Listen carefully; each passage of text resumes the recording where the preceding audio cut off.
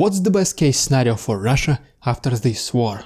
Well, however ironically it sounds, it will be much better for the long-term future of Russia if they actually lose in this war.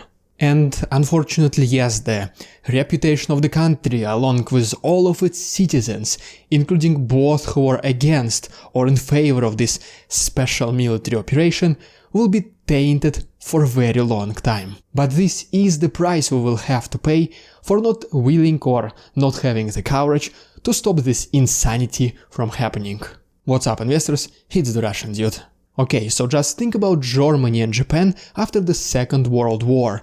Even until now, there are just so many people who still feel untrustworthy and suspicious of these countries.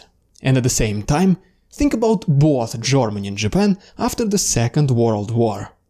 Both countries got their armies completely disbanded and were prohibited from having anything military related, except just a small police force to keep the internal peace. And guess what? When you don't have the army, you don't have the military budget.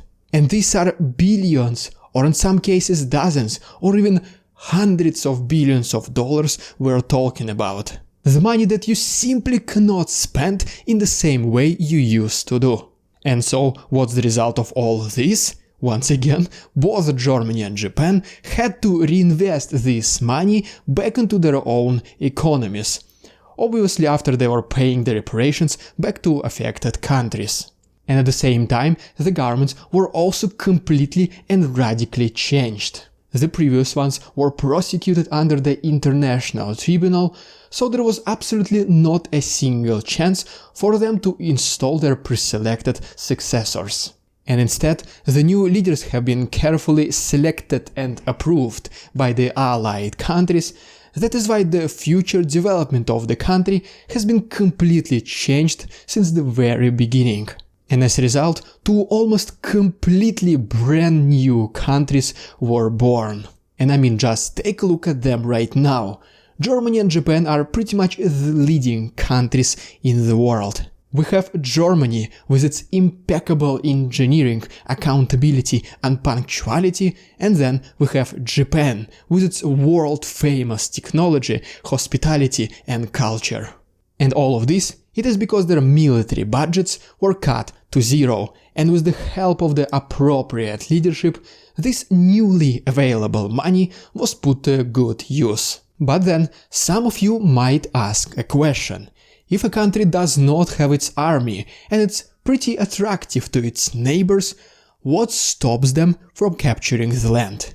After all, the world is still healing after the war, and any attack against country aggressor can be justified as a revenge. And I'm pretty positive that even the majority of people will support this action. And before I give you the answer to this question, please consider liking this video and subscribing to my channel. If you already know me, I do make these daily news reports, but sometimes I have these special episodes. And in any case, we will be more than happy to welcome you in our community. Okay, so how is this possible that some other countries would not want to take a part of their bad neighbor as a payment for their suffering during the war? And well, even though Japan, for example, completely lost its army after the Second World War, the United States of America, which basically forced them to do this, pledged to protect Japan. And in exchange for that, Japan had to continue with their new pacifistic way of leading, as well as America was bringing their military bases to the island. And so, as you can see, even though the defeated country paid a very big price, it was still under the protection by its victors. And more importantly, it has been guided to a better life since then. Because, I mean, just think about this. If you just punish the aggressor and isolate them from the rest of the world, there will always be this feeling about the lack of forgiveness. And sooner or later, the country inevitably starts plotting against its captors. Even if the leadership changes, it will be the people themselves who will start thinking that other countries simply abandon them. And once again, sooner or later, they will start thinking that everyone is against them and that they should retaliate.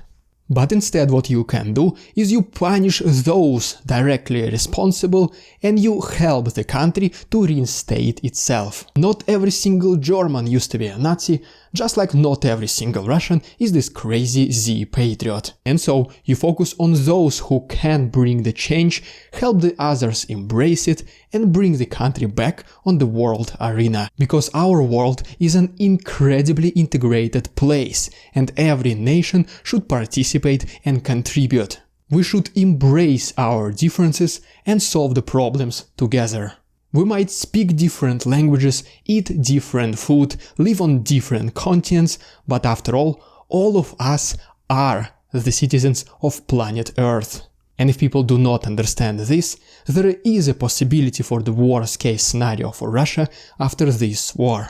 And if you want to know how it looks like and what can happen, feel free to watch my previous video. Thank you so much for your attention, товарищи, and see you tomorrow.